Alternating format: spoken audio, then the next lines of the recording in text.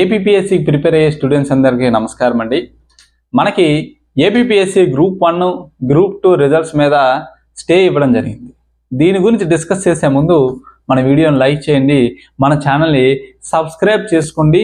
ఇలాంటి ఇన్ఫర్మేషన్ ఏది వచ్చినా సరే ఇమీడియట్గా నేను మీకు ఇన్ఫర్మేషన్ని పాస్ చేస్తాను. మన ఛానల్ని సబ్స్క్రైబ్ చేసుకోండి. ఈరోజు వీడియోలోకి వెళ్దాం. మనకి ఈరోజు ఇచ్చినటువంటి జడ్జిమెంట్లో ఏపీపీఎస్సీ గ్రూప్ 1 మరియు అతి ముఖ్యంగా ఏపీపీఎస్సీ గ్రూప్ 2కి సంబంధించినటువంటి రిజల్ట్స్ మీద స్టే ఇవ్వడం జరిగింది. హైకోర్టు యొక్క ఫైనల్ జడ్జిమెంట్ వచ్చిన తర్వాతనే అంతవరకు కూడా మీరు రిజల్ట్స్ ఇవ్వద్దని స్టే ఇచ్చారండి. ఇది ముఖ్యమైనటువంటి సమాచారం. చాలామంది స్టూడెంట్స్ ఎదురు చూస్తున్నారు, నన్ను చాలామంది అడిగారు కూడా.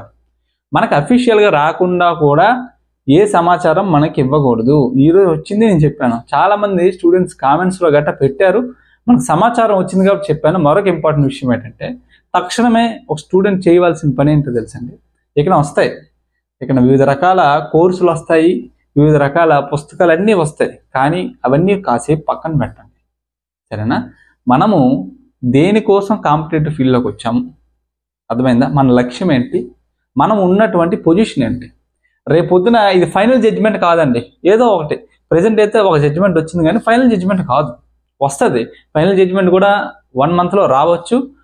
మనం త్వరగా రావాలని ఆశిద్దాం, సరేనా? బట్ మనం ఏంటంటే, రేపొద్దున గ్రూప్ 2 రీ ఎగ్జామ్ పెడితే మీరు సిద్ధంగా ఉన్నారు లేదా? రేపొద్దున కొత్త నోటిఫికేషన్ రావచ్చు, దానికి సిద్ధంగా ఉన్నారు లేదా?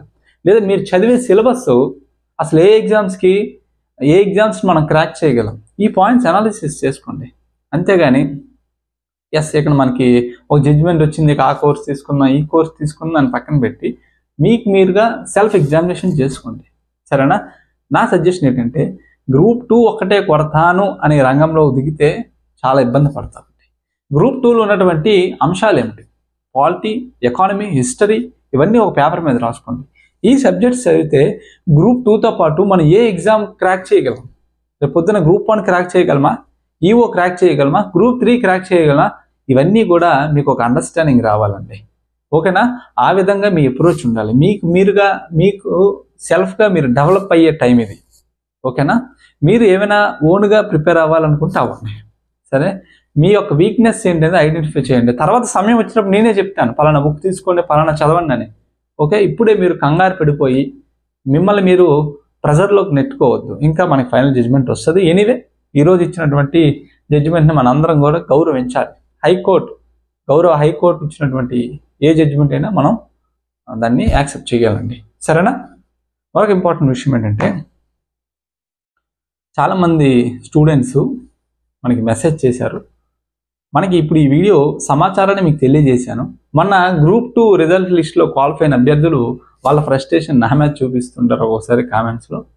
బట్ నేనేంటంటే, నా సమాచారాన్ని, మనకు ఉన్నటువంటి అఫీషియల్ సమాచారం స్టూడెంట్కి చేరవేస్తాను. నా యొక్క డ్యూటీ అదండి, సరేనా? Once again thank you very much అండి. మీకు ఏ సందేహాలు ఉన్నా కామెంట్ సెక్షన్లో కామెంట్ పెట్టండి. అందరిలాగా మన కామెంట్స్ అనేవి ఆపమండి, ఓకే?